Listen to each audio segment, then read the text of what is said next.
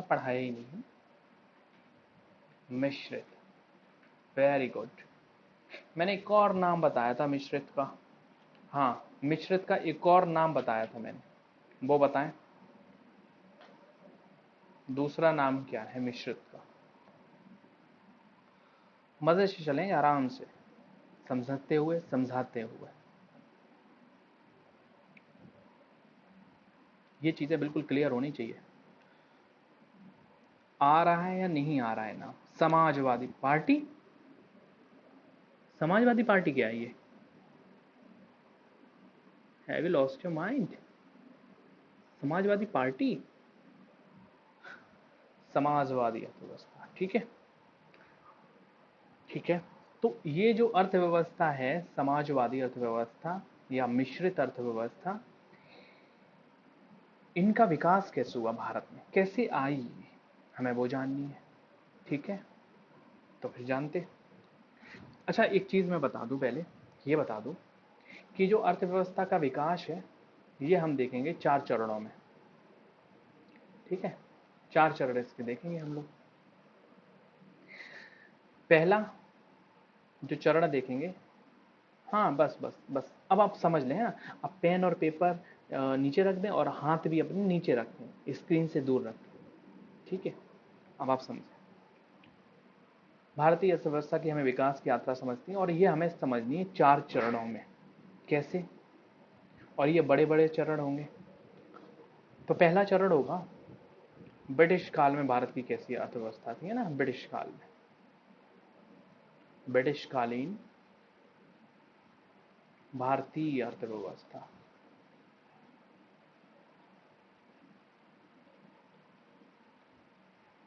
Clear? दूसरा समझेंगे हम लोग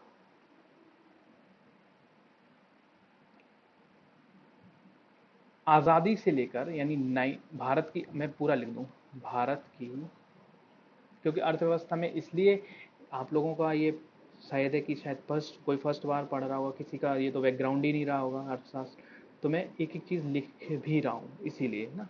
ये मत समझिए कि बोरिंग कर रहे हैं, लेट लिख रहे हैं, ये वो, जल्दी से समझाए ना, ऐसा मत प्लीज़ बोलिएगा। और ऐसे अगर लिखेंगे तो चीज़ें बैठेंगी सतह दर सतह, परत दर परत बैठेंगी, तो परतदार चट्टान बन जाएंगी आपके अंदर। हाँ, भारत की आज़ादी से लेकर, अब आपको पता है भारत की आज़ादी कब हुई थी? 1947 में। हाँ, भारत की आज़ादी से लेकर हम लोग देखेंगे 1965 तक, ठीक है, तक की अर्थव्यवस्था।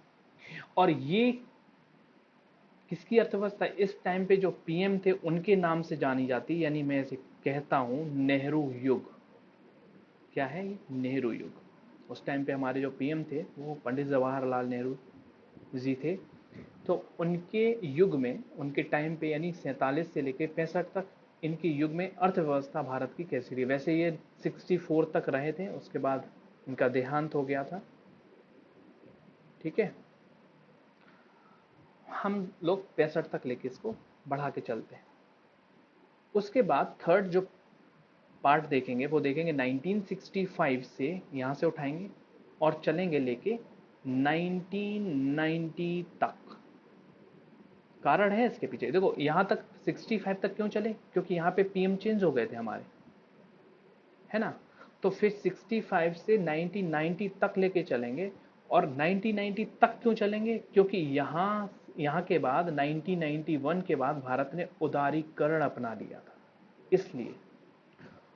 और फोर्थ हम लोग क्या से लेके चलेंगे? 1990 के बाद से अब तक, अब तक की जो भारत की इकोनॉमी की जो विकास यात्रा रही है वो अब तक। अच्छा, ये जो पीरियड रहा है, ये रहा है मोटे मोटे तौर पर इंदिरा युग। हालांकि कुछ इसमें बीच में गठबंधन की गवर्नमेंट भी बनी थी। अब समझते जाइए ना, वो चीज़ें सब समझ में आ जाएंगी धीरे धीरे। 1977 में गठबंधन, 1977, एम आई राइट? हाँ, तो वहाँ पे सरकार जो बनी थी वो गठबंधन की बनी थी, जिसमें पीएम मोरारजी देसाई बने थे, गैर कांग्रेसी सरकार। उसके बाद फिर से इंदिरा गांधी आ गई थी और ये चला था। फिर इनके बाद इनके लड़के आ गए थे, लड़का आया था जिनका नाम राजीव गांधी था। राजीव गांधी हमारे पीएम रहे, और फिर उनके बाद 1990, तो हमने एक मोटा मोटा ले लिया ये इंदिरा युग का। ठीक है, ठीक है। तो हम लोग पहली लेते हैं ब्रिटिश कालीन भारतीय अर्थव्यवस्था। ठीक है, तो ब्रिटिश कालीन भारतीय अर्थव्यवस्था हम लोग देखते हैं। ब्रिटिश काल के दौरान, ब्रिटिश काल में भारत की अर्थव्यवस्था कैसी रही? ब्रिटिश कालीन भारतीय अर्थव्यवस्था। तो क्या हुआ आपको पता है, इससे पहले आपने पढ़ा ही है, थोड़ा सा समझ लिया था कि यूरोप में क्या हो गई थी? औद्योगिक क्रांति। औद्योगिक क्रांति, इस औद्योगिक क्रांति के तहत क्या हुआ था? उद्योग स्थापित हुए थे, उद्योग लगे थे। उद्योगों में दो चीजों की जरूरत पड़ती, एक तो कच्चे माल की जरूरत पड़ती ताकि चीजें बने, और दूसरी बनी हुई चीजों को बाजार में लाने के लिए बाजार की जरूरत पड़ती। तो दो चीजों की जरूरत पड़ती, एक तो कच्चे माल की, दूसरे बाजार की। क्लियर है? और इन्हीं बाजार को ढूंढते ढूंढते इन्होंने क्या कर लिया था? दूसरे देशों पर शासन अधिकार करना शुरू कर दिया था, शासन करने लगे थे। ठीक है, तो मैं कहूं कि दूसरे देशों पर शासन किया क्योंकि इनको दो चीजों की जरूरत थी, एक तो कच्चे माल की, और कच्चे माल की पूर्ति कौन कराते थे? यही कराते थे जो जहां पे ये शासन करते थे, वहीं से ये लोग जबरदस्ती खेती करवाते थे और फिर वहां से सस्ते दामों में माल लेते थे और फिर कहाँ पहुंचा देते थे? उद्योगों में, अपने यहाँ पे। और इन्होंने उन देशों में उद्योग भी नहीं लगाए, अपने यहाँ उद्योग लगाए, और फिर अपने यहाँ माल ले जाते थे, फिर क्या करते थे? फिर माल बनाते थे, और बने हुए माल को विनिर्मित माल कहते हैं ना, विनिर्मित माल, विनिर्मित माल कहते हैं, ये ध्यान रखिएगा। तो कच्चा माल की जरूरत और विनिर्मित माल। अब विनिर्मित माल का क्या? अब अपने बाजार में तो पूरी चीजें हो जाती थी, लेकिन फिर भी माल बचता था, और उसको खपाने के लिए इनको बाजार की जरूरत, यानी अन्य देशों में जाते थे ये लोग जहां पे ये शासन करते थे उनमें। तो वैसे ही ये जो बाजार के रूप में जो भारत नाम का एक उपनिवेश था, उपनिवेश, आई होप इस शब्द से भी परिचित होंगे, जब इतिहास पढ़ेंगे तो और ज्यादा परिचित हो जाएंगे। उपनिवेश का मतलब जहां पे जिनको गुलाम बनाया गया, ऐसे अभी मोटा मोटा समझ लो, जिन देशों को अंग्रेजों ने गुलाम बनाया है, ठीक है, उनको उपनिवेश कहते हैं। तो भारत एक बहुत बड़ा उपनिवेश था, ठीक है, बहुत बड़ा। और इससे दोनों चीजों की पूर्ति भी हो जाती थी, कच्चे माल की भी, और यहाँ पे बनी बनाई चीजें भी ले आते थे जो महंगे दामों पर बेचते थे।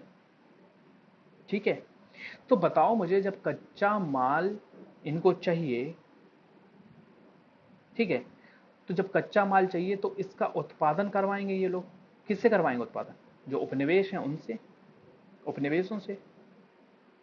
और जब उत्पादन कराएंगे तो शर्तें भी थोपेंगे कि तुम्हें जो है यही उत्पादन करना है, इसके अलावा कुछ नहीं करोगे। दूसरा, जब चीजें उत्पादित हो जाएंगी तो वो तुम मुझे इतने इतने दामों में बेचोगे, अपनी मन मर्जी के नहीं बेच सकते हो, इतने ही दामों में बेचनी पड़ेगी। यानी क्या है? दोहरी मार किस पर पड़ी? हमें पता है कि हमारा भारत कृषि प्रधान देश था उस समय, कृषि प्रधान था। तो ये पूरी की पूरी जो कृषि व्यवस्था थी भारत की, वो नष्ट हो गई। क्यों नष्ट हो गई? क्योंकि भारत में अब क्या है, फसलें तो कोई उपजाते नहीं थी। फसलें कौन सी? नगदी फसलें हो गई, कपास उपजाया जा रहा है, नील की खेती कराई जा रही है जबरदस्ती। तो हमारे यहाँ पे क्रॉप पैटर्न खत्म हो गया, फसल जो सस्यावर्तन होता है, जैसे फसल का स्वरूप कहते हैं, वो खत्म हो गया। कि हम लोग उपजाते क्या थे? हम लोग गेहूं चावल उपजाते थे, और उन वही जमीन पे नील उपजाते। जब नील उपजाते हैं ना, तो उससे कम से कम जो है भूमि की गुणवत्ता मेरे हिसाब से 40% से ज्यादा खत्म हो जाती थी, लगभग खत्म ही हो जाती थी यार। ज्यादातर भूमि की जो है पैदावार खत्म हो जाती, फिर उस पर आप कोई और फसल लगा ही नहीं सकते हैं। लेकिन वो जबरदस्ती शर्तें थी, ये बॉन्ड बना लेते थे, उन पर सिग्नेचर करा लेते थे बेचारे। हम लोगों के यहाँ पे अनपढ़ लोग किसान होते थे, उनसे सिग्नेचर जबरदस्ती करवा लिए। अब आप कहीं केस भी नहीं कर। हाँ, खाना खाने के लिए अनाज कहाँ से आता था? देखो वो क्या करते थे, जब आप पढ़ेंगे चंपारण में, तो वो उनको जो है अपनी जमीन जमीन जो होती थी उसके शायद एक चौथाई पे उनको जो है ये नील की खेती करनी पड़ती थी, शेष जमीन पे उनको जो है फसल उपजाना होता था, ये पैटर्न रहता था। ठीक है, फिर उसके बाद इन्होंने इसको और बढ़ा दिया, समझ रहे हो, वो चीजें समझेंगे आप ऐसे, हाँ बस, ओके ओके, ठीक है। तो यहां पर क्या हुआ, इन्होंने क्या किया, शर्तें थोपनी शुरू की। ठीक है, अब सोचो, अब सोचो, पहले क्या होता था, इनके आने से पहले, इनके आने से पहले जो कपास होता था, वो कौन कपड़े बनाएंगे, भारत के जुलाहे बनाएंगे, हाथों से बुनते थे, बुनकर जिन्हें कहते हैं। और ये कपड़ा बन के कहाँ रहेगा, किसके बाजार में, भारत के ही बाजार में रहेगा, रहेगा कि नहीं रहेगा, भारत के बाजार में रहेगा। लेकिन अब क्या हुआ, अब मतलब अंग्रेज के टाइम पे भारत से ही कपास इन्होंने खरीदा यहां से। ठीक है, और ये जो है अपने यहां ले गए फैक्ट्रियों में, इन्होंने उत्पादित किया और कम रेट में वहां पे उत्पादन किया उत्पादन, अपने यहाँ पे बना रहे हैं, कम उत्पादन हो रहा है। अब सोचो कि भारत से जो कपड़ा यहाँ जाएगा, मान लो भारत से यहाँ कपड़ा जाता था। अच्छा, ये चीज और देखने वाली बात थी कि ये लोग जब मशीनों से उत्पादन करते थे अपने यहाँ पे कपड़े का, ठीक है, वस्तुओं का जब उत्पादन करते थे, मेन उसमें वस्तु कपड़े ही होती थी, कपड़े होती थी 20/3, तो कपड़ा होती थी मेन। तो क्या होता था कि यहां से ये चीजें, जब भारतीय चीजें ब्रिटेन में जाती थी तो उन पर वो क्या लगा देते थे, टैक्स लगा देते थे। देखो बता रहे कैसे, सोचो, भारत ने कोई चीज 100 रुपए की उपजाई, 100 रुपए की मान लो, कोई कमीज मान लो, 100 रुपए की कमीज है भारत ने, और ब्रिटेन वाले यहाँ पे जो बना रहे हैं कमीज, वो बना रहे हैं 200 रुपए में बेच रहे हैं, 200 रुपए में बेच रहे हैं कमीज अपने मार्केट में। अब भारत का ये 100 रुपए का आया यहाँ पे, तो भारत ने अपना और मुनाफा मुनाफा जोड़ के इसमें और कमीज के रेट कर दिए 150, 150 कर दिया। अभी भी किसकी बाजार में धाक जमी हुई है, भारत की ही जमी हुई ना, 150 रुपए में मिल रही है, जबकि ये कितने में दे रहे हैं, 200 में दे रहे हैं। तो इन्होंने इस पर टैक्स लगा दिया, और टैक्स कितना लगा लिया, आपको जानकर हैरानी होगी, 400% टैक्स मिलता है, 400%। यानी ये 100 रुपए की चीज है, इस पे 400% टैक्स लग गया, 400 रुपए कमीज हो गई। और इस पे 4 गुना, मतलब 4 गुना हो गया, 400 कमीज हो गई 100 रुपए की, यानी 500 रुपए की कमीज, 500 रुपए की। तो भैया कौन खरीदेगा, यहाँ पे 200 रुपए में मिल रही है इनकी कमीज, यहाँ 500 में। तो भारत के बाजार, यानी जो जुलाहे जो कपड़े बनाते थे, उनका व्यापार पूरी तरह से ठप हो गया। भारत में कुछ उद्योग उस टाइम थे, गुजरात में था, और इधर तुम्हारा पश्चिम बंगाल में जूट उद्योग था, तो ये कपड़े बनाने इन्होंने बंद कर दिए, बंद ही कर दिए, समाप्त कर दिए, पूरी तरह से खत्म हो गए उद्योग। अब जब यहाँ खत्म हो गए उद्योग, तब ये ब्रिटेन वाले जो हैं अब अपना कपड़ा भी इन्हीं बाजारों में, भारतीय बाजारों में बेचने लगे। अब देखो यहाँ पे एक एक मैं डेटा दे रहा हूँ, 1775 है, 1750 है ये, जब इंग्लैंड वाले आए थे भारत में, ठीक है, ब्रिटेन। फिर उसके बाद 1900 बीच का काल ले लिया, और उसके बाद आज का हम ले रहे 2021 22, ठीक है, 2022 क्या है देखो। एक्चुअली 21 का डेटा अभी मेरे पास है ना, लास्ट ईयर का डेटा है। लास्ट में मतलब रिपोर्ट निकलती है, तो 2021 के लास्ट में, एंड में रिपोर्ट निकलती है, तो उसका डेटा है। तो मैं 22 का ही मैं उसको कह दूं कि 22 का, जब 22 का डेटा आएगा वो लास्ट में जाएगा डेटा, है ना। तो 1750 जो भारत का योगदान था जीडीपी में, वो 25%, पूरे विश्व की जीडीपी में, जो विश्व में जो उत्पादन होता था उसका अकेले 25% कौन करता था, भारत करता था, इंडिया। चाइना को भी ले लेते हैं, चाइना उत्पादन करता था 33%। ये दोनों अकेले पूरे बाजार को नियंत्रित करते थे, दोनों एक तरफा मैं कह सकता हूं व्यापार होता था हमेशा। ये दोनों की जो है, आप सोच लो, दोनों को जोड़ दोगे तो 58%, पर आधे से ज्यादा व्यापार तो यही दोनों करते थे। खैर, अंग्रेजों के आने से पहले, अब अंग्रेज आ चुके हैं, लूट खसोट इन्होंने बहुत की, और जबकि 1900 तक जाके भारत का जो है केवल और केवल 2% रह गया उत्पादन, पूरे विश्व में जो योगदान दे रहा था केवल और केवल 2%। चाइना पे भी इन्होंने शासन उपनिवेश बनाया था, तो वो 6% उत्पादन कर रहा था, ठीक है। अच्छा, ब्रिटेन आने से पहले इसका कितना उत्पादन था विश्व में, इसका योगदान था विश्व में केवल 2%। और यहां तक पहुंचते पहुंचते इसका 24% उत्पादन बढ़ गया। सोच रहे हो कितनी इन्होंने तबाही मचाई यहां पे, कितना लूटा लोगों को। एक बड़ी अर्थव्यवस्था के रूप में बन गया ब्रिटेन। आपको पता होगा कि ब्रिटेन के पक्ष में एक कहावत है कि ब्रिटेन के राज में कहीं भी अंधेरा नहीं होता, सूर्य नहीं डूबता। इसका मतलब आप कहीं भी चले जाएं, ब्रिटेन का राज है सब जगह।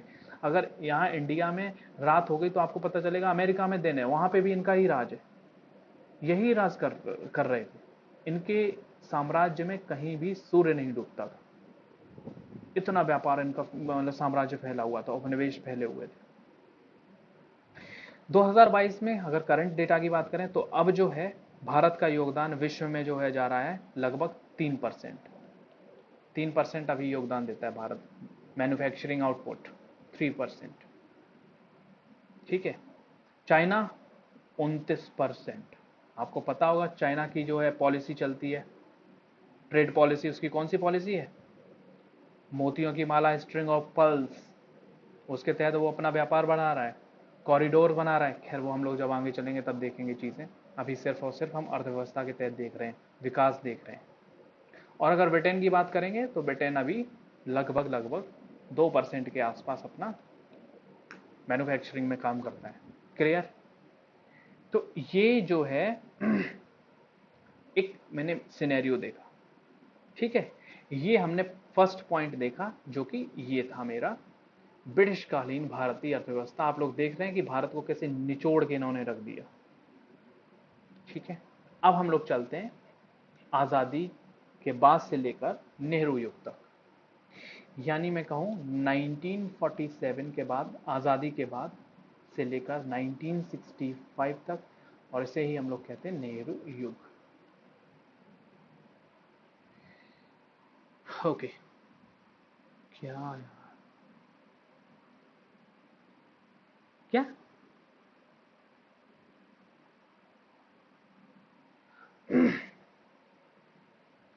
देखो, अब हम लोग चलते हैं नेहरू युग पे। ध्यान से समझे है ना, मूड तो सही हो जाएगा तुम्हारा। ओके, अब सोचो, अब भारत आजाद हो गया और भारत को अपना अपनी अर्थव्यवस्था की नींव रखने का टाइम आ गया कि मुझे कैसी अर्थव्यवस्था चुननी है, कहाँ जाना है। ठीक है, ये हमने अब फैसला किया। हाँ, हम लोग मैन्युफैक्चरिंग में 3% देते हैं, लेकिन हम लोग सबसे ज़्यादा जो योगदान दे रहे हैं वो इस टाइम दे रहे हैं सेवा में। 54% के अराउंड योगदान देती है। सबसे बड़ी अर्थव्यवस्था का केंद्र है ये मेरी अभी इस टाइम पे, सेवा, सेवा के क्षेत्र में। वो हम आगे चल के पढ़ेंगे, डेटा को एनालाइज करेंगे। ठीक है, और वो अर्थशास्त्र तो चल ही रहा है, हम लोग धीरे धीरे आगे देखेंगे, विकास देखेंगे ना। अब तक, अभी तो हम लोग, ये देखो, अभी तो हम लोग कहाँ तक की बात कर रहे थे, हम लोग तो यहाँ पे बात कर रहे थे 1900 की। अब हम लोग अपना नींव रखेंगे। तो देखो फिर आपको पता है अब भारत को क्या है, भारतीय अर्थव्यवस्था की नींव का काल है ये। अर्थव्यवस्था की नींव का काल, नींव का काल माना जाता है। हाँ, पर भैया पहले भारत में पाक, नेपाल, अफगानिस्तान और भी थे। हाँ हाँ हाँ, अफगानिस्तान भी था बहुत पहले, बाद में अलग हो गया था। अभी पहले देख लेते हैं। अब देखो, अब देखो, नींव का काल पड़ा और इस समय भारत के पास 3 मॉडल मौजूद थे। यानी 3 मॉडल का मतलब राय मौजूद थी, 3 मॉडलों की राय दी गई कि ये अलग अलग लोग हैं ना, तो उन्होंने इसको राय दी। जो भारत में जो इंटेलेक्चुअल्स लोग थे उन्होंने कहा कि ऐसी अर्थव्यवस्था अपनाई जाए, फलानी अर्थव्यवस्था अपनाई जाए। तो कौन कौन सी अर्थव्यवस्था, तो ऐसे 3 मॉडल भारत के सामने मौजूद थे। कौन कौन से? पहला तो नेहरू मॉडल के ही नाम से जाना जाता है, नेहरू मॉडल। नेहरू मॉडल जो था ये था मिश्रित अर्थव्यवस्था का मॉडल, मिश्रित अर्थव्यवस्था का मॉडल। ठीक है, मिश्रित अर्थव्यवस्था का मॉडल मतलब आप लोगों को पता होगा मॉडल था ना ये मिश्रित अर्थव्यवस्था का भारत के सामने, जिसमें पूंजीवादी राष्ट्रों और साम्यवादी राष्ट्रों के बीच से निकाला गया ये मॉडल था, जॉन मेनार्ड केन्स का। ठीक है, तो इनका मानना था कि इससे जो प्राप्त आय होगी, पूंजीपतियों पूंजीपतियों से जो प्राप्त आय होगी, पूंजीवादी मॉडल भी अपना रहे ना, तो पूंजीपतियों से जो प्राप्त आय होगी इससे हम किस में यूज करेंगे, इस आय का हम लोकतांत्रिक हित में, मतलब लोगों के हित में यूज करेंगे इसका। ठीक है, तो पहली मॉडल इनके सामने ये रहा। दूसरा मॉडल जो था, दूसरा मॉडल वो था बॉम्बे प्लान के नाम से। बॉम्बे प्लान,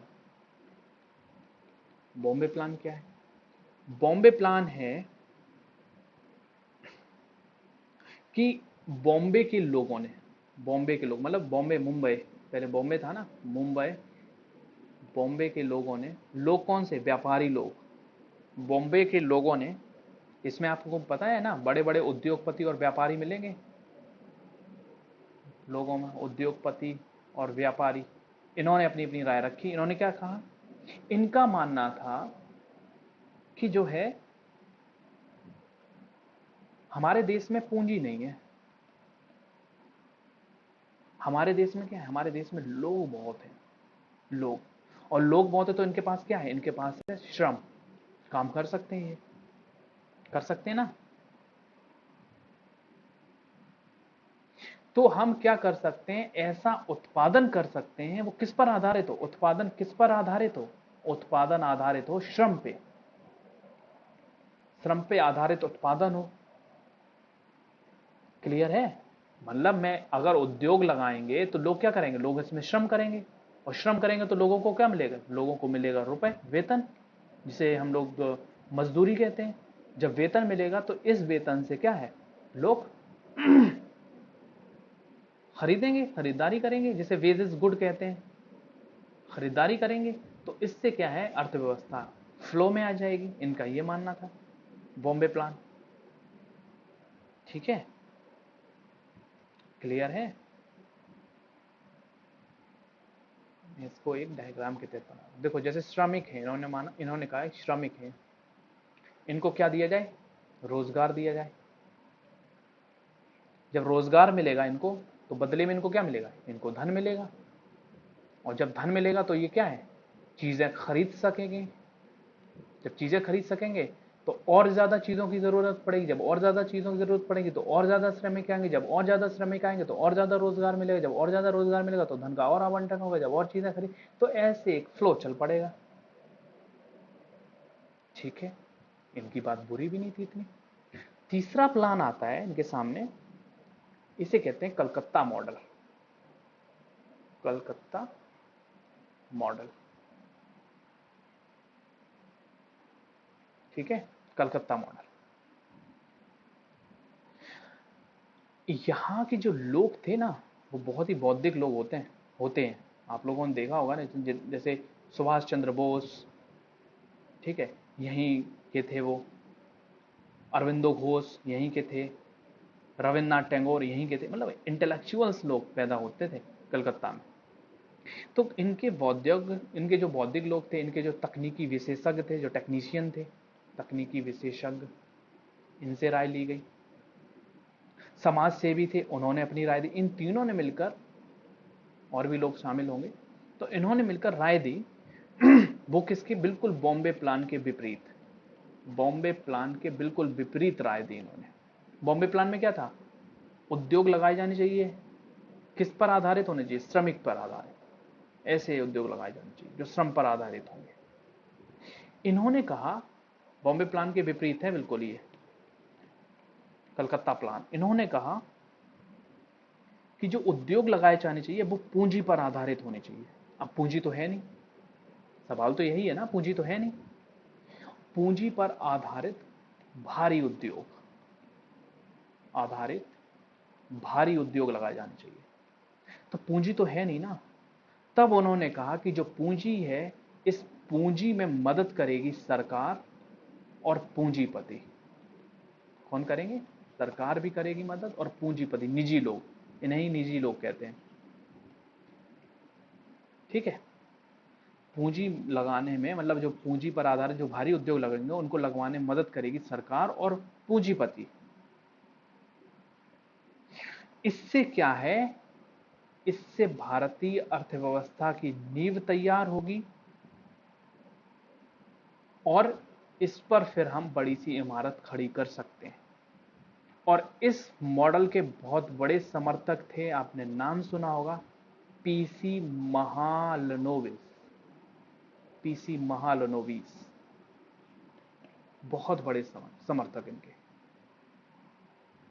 और भारत ने जो इस समय जो हम लोगों ने जो मॉडल अपनाया वो है कलकत्ता प्लान, जो अपनाया था आर्थिक नीति के रूप में। जो मॉडल अपनाया था वो था कलकत्ता प्लान। क्लियर है? इतना क्लियर है कि नहीं? कुछ चीजें फंसने वाली तो कोई बात भी नहीं थी इसमें।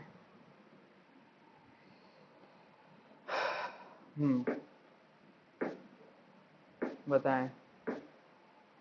3 मॉडल थे सामने, नेहरू मॉडल, दूसरा, हाँ, फंसेंगी भी नहीं, बहुत क्लियर, क्रिस्टल क्लियर है। दूसरा मॉडल था बॉम्बे प्लान और तीसरा मॉडल था कलकत्ता प्लान। तो हम लोगों ने कलकत्ता प्लान अपनाया आर्थिक नीति के रूप में। आगे चलें, इसके तहत हुआ क्या क्या।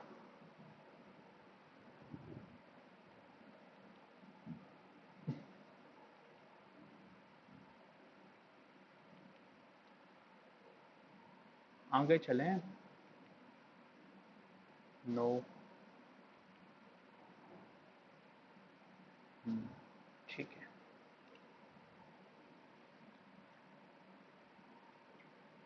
ओके, देखें तो इस टाइम पे 48 में एक चीज आई, 1948 में आईपीआर। आईपीआर 1948 फुल फॉर्म था industrial policy resolution. Industrial policy resolution, जिसे हम कहते हैं औद्योगिक नीति प्रस्ताव 1948। ठीक है, तो हम कह सकते हैं भारत में पहली बार, फर्स्ट टाइम, जो औद्योगिक नीति प्रस्ताव लाया गया वो कब लाया गया था? 1948 में लाया गया। इसके तहत था क्या, प्रावधान क्या था? तो इसके तहत प्रावधान था, आईपीआर 1948 के तहत, पहला, उत्पादन में सतत वृद्धि।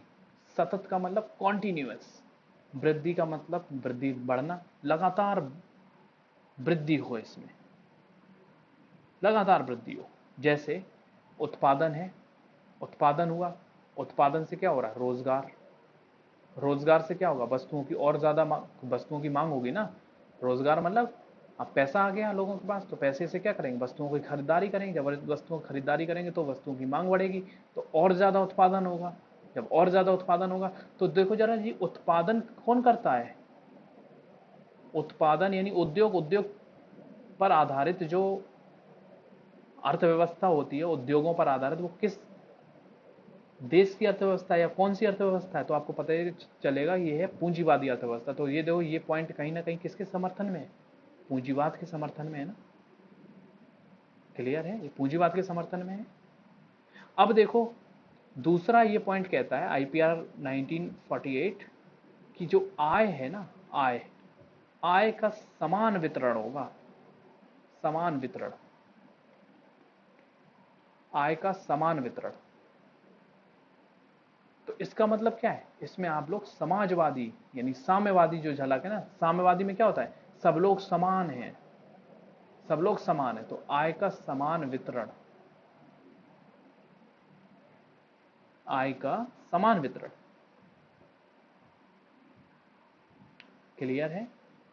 और तीसरा और आखिरी पॉइंट है इसमें, जो औद्योगिक विकास है, औद्योगिक विकास, उसमें कौन मदद करेगा? तो औद्योगिक विकास में सरकार और निजी लोग, ये दोनों मिलकर जो है उद्योग लगाएंगे, ठीक है, दोनों लोग मिलकर, और फिर अपने अपने हिसाब से उन चीज़ों का लाभ का जो है डिस्ट्रीब्यूशन आपस में कर लेंगे।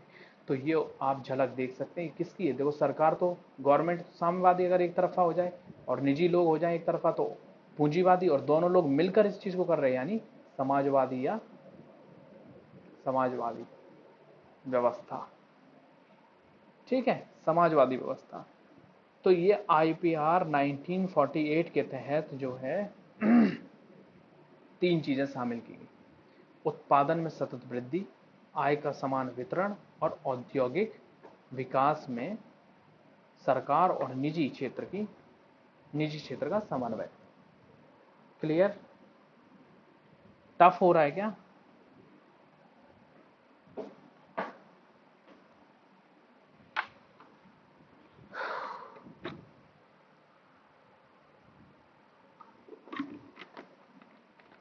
कठिन तो नहीं हो रहा?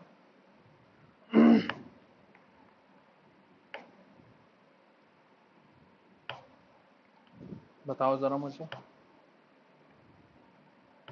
टफ तो नहीं हो रही चीजें?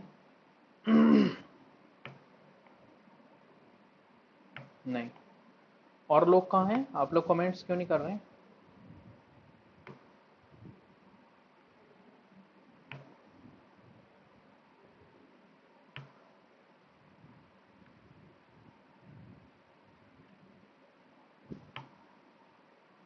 सही है भाई, okay okay, then okay okay, thank you thank you thank you. Okay, तो ये हमने देख लिया आईपीआर 1948, और इसी आईपीआर 1948 के तहत जो उद्योग है ना, उद्योगों को चार वर्गों में बांटा गया। चार वर्गों को, उद्योग मतलब फैक्ट्री समझ लो, अरे हल्के शब्दों में फैक्ट्री समझ लो उसके, है ना। तो उनको, उद्योग का मतलब जहां उत्पादन होता है बस, तो उनको चार, मैं कहूं, वर्गों में डिवाइड किया गया, और इन्हीं के आधार पर, जो चार वर्गों में बांट रहे हैं, यानी 1948 के तहत बांट रहे, इसी के आधार पर जो है अर्थव्यवस्था की भारत में शुरुआत हुई। भारत में इन्हीं के आधार पर अर्थव्यवस्था की शुरुआत हुई। तो चार उद्योग कैसे बांटे थे? जो प्रथम वर्ग था, प्रथम वर्ग वो था सरकार द्वारा स्थापित करे, मैंने कहा ना, दो लोग स्थापित करेंगे मिलकर, सरकार और निजी क्षेत्र। तो सरकार द्वारा स्थापित किए गए जो उद्योग थे वो प्रथम वर्ग में शामिल किए गए। तो ऐसे कौन कौन से उद्योग थे? तो आपको पता होगा, डिफेंस, डीआरडीओ, याद है डीआरडीओ, डिफेंस, और दूसरा एटॉमिक, एटॉमिक क्षेत्र का, परमाणु क्षेत्र। आप एक पेज पे समझाया, एक पेज पे समझाया करो, एक पेज पे एक एक पॉइंट बताया, मेरे हिसाब से ये सही है। फिर आप, हाँ हाँ ठीक है।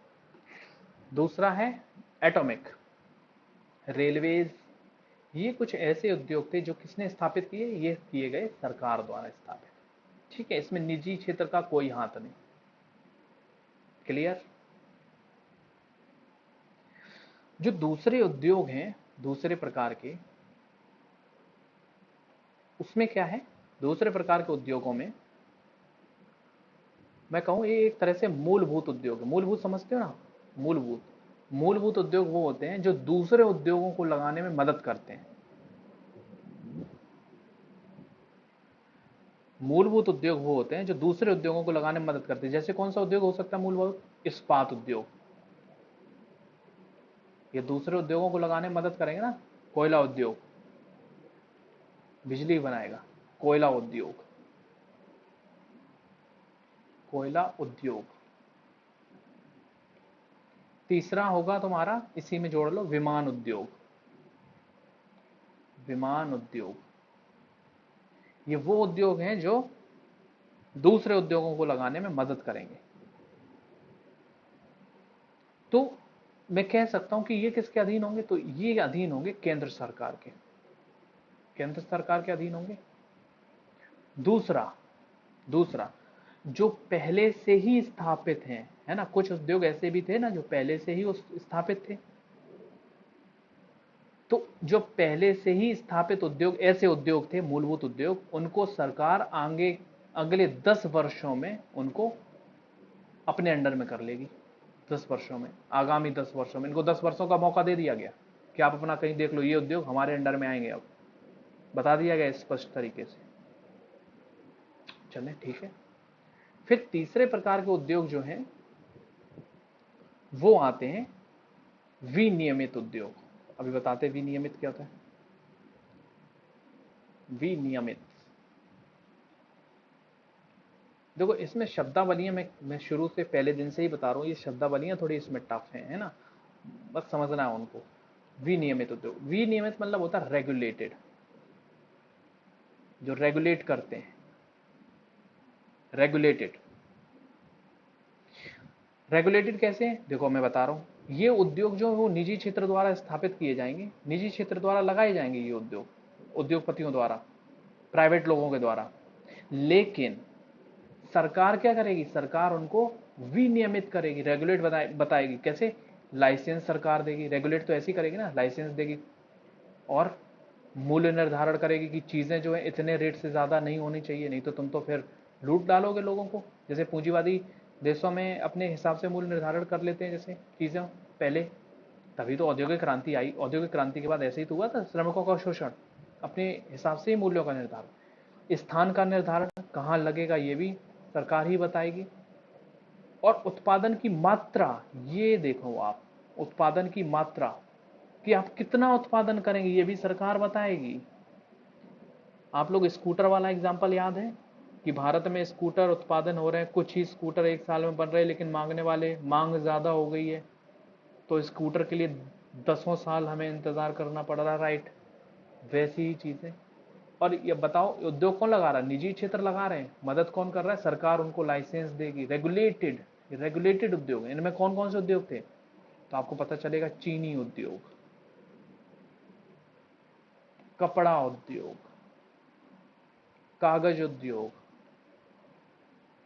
खाद उद्योग, सीमेंट उद्योग, वाहन, वाहन इसी में आ गया ना, देखो वाहन उद्योग। तो ये कुछ ऐसे उद्योग थे जो विनियमित उद्योगों की श्रेणी में आते हैं। तीसरा वर्ग आ चुका है, चौथा वर्ग जो है आखिरी वर्ग, उसमें रखा गया निजी वर्ग को, सिर्फ और सिर्फ निजी वर्ग, निजी क्षेत्र इसमें उद्योग स्थापित करेंगे, ठीक है, निजी क्षेत्र इसमें स्थापित करेंगे, कोई भी उद्योग अब जो है निजी क्षेत्र स्थापित अपने हिसाब से कर सकते हैं, इसमें कोई सरकार की दखलंदाजी नहीं होगी। ओके, ठीक है। अब आप देखते हैं कि हम लोग पहुंच गए 1948 हो गया ना, आप लोगों को पता चलेगा 1951 से लेकर 1956, 5 साल हो गए ना, 5 साल, 5 साल। तो इनमें जो है 5 साल में, इसी को हम लोग कहते हैं प्रथम पंचवर्षीय योजना। जो पहली पंचवर्षीय योजना आई थी, 5 वर्षों के लिए जो योजना बनाई जाती है उसे पंचवर्षीय योजना कहते हैं। जो प्रथम पंचवर्षीय योजना आई वो आई 1951 से लेकर 1956 में। और इसके तहत था क्या, सबसे पहले, अब बताओ, अभी भारत का उद्योग, भारत बहुत बड़ा, मतलब जो है भारत में उद्योग बहुत ज्यादा लग चुके थे, नहीं ना, भारत कौन सा देश है, आज भी है कृषि प्रधान। तो इसमें सीधी सी चीज है, किसको बढ़ावा दिया जाएगा, कृषि के विकास में, कृषि के विकास में, मतलब प्राथमिकता जो दी गई थी, प्राथमिकता थी इसमें सबसे ज्यादा कृषि का विकास किया जाएगा, सबसे पहला उनका था प्रथम पंचवर्षीय योजना 1951 टू 56। क्लियर है यहां तक, ओके। फिर इनको चेंज करना पड़ा, जो आईपीआर 1948 आया था उसको इन्होंने संशोधित किया। अब उसी को संशोधित करके इन्होंने बनाया, उसी को इन्होंने आगे बनाया आईपीआर 1956, 1956 में संशोधित हो गया। पहले इसके तहत क्या है, 1948 के तहत आप क्या देखेंगे, 1948 के तहत आप लोगों ने देखा होगा कि 4 वर्गों में डिवाइड किया गया था उद्योगों को, और इसके तहत 3 वर्गों में डिवाइड किया गया उद्योगों को, सारे उद्योगों को समेट लिया गया, फिर 3 वर्गों में उनको डिवाइड किया, 4 वर्गों में नहीं किया गया। और उनको नाम दिया गया सेक्शन ए, या शेड्यूल भी बोला जाता है, शेड्यूल, शेड्यूल ए, शेड्यूल बी और शेड्यूल सी। शेड्यूल ए, शेड्यूल बी और शेड्यूल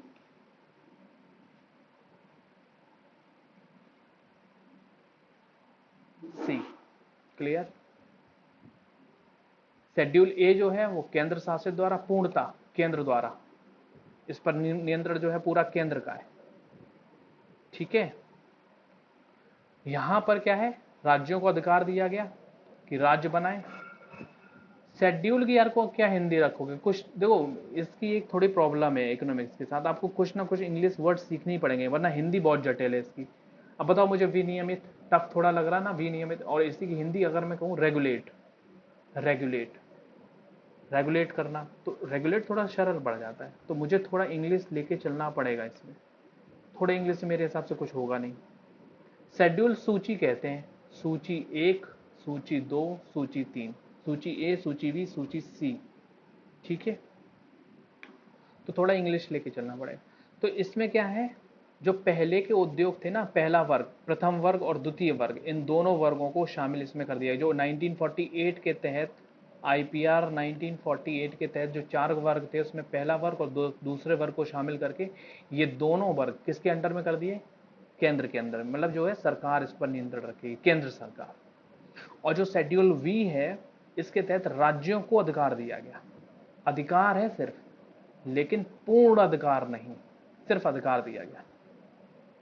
ठीक है, अधिकार ये दिया गया, पूर्ण अधिकार का मतलब कि राज्य भी लगाएंगे और साथ ही साथ इसमें निजी क्षेत्र भी मदद करेंगे, निजी क्षेत्र के जो पूंजीपति हैं वो भी उद्योग लगाने में इसमें मदद करेंगे। क्लियर है यहाँ पे, यहाँ तक क्लियर है? और तीसरा जो है वो सिर्फ और सिर्फ निजी क्षेत्रों के हाथ में दिया गया, लेकिन सरकार के नियंत्रण में। किसके नियंत्रण में? सरकार नियंत्रण में। आप लोगों ने देखा ना लाइसेंस वगैरह, वो भी इसी में चीजें हैं, लाइसेंस, उत्पादन कितना करना है, प्राइस कितना रखना है, ये सारी चीजें।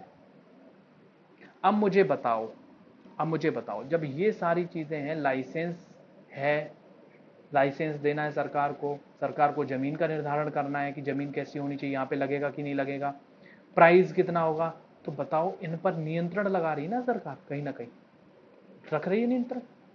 और सरकार का मतलब कौन है, सरकार का मतलब कौन है, सरकार का मतलब है नौकरशाही। नौकरशाही तो काम करेंगे वही। अब अगर कोई पैसे दे देगा तो तुम्हारा काम जल्दी हो जाएगा, तो मैं कह सकता हूं इन पर क्या, भ्रष्टाचार बढ़ेगा, यहाँ पे बहुत बढ़ेगा भ्रष्टाचार। जो पैसे दे देगा उसका काम जल्दी कर देंगे। भाई लाइसेंस तो गवर्नमेंट ही देगी, है कि नहीं?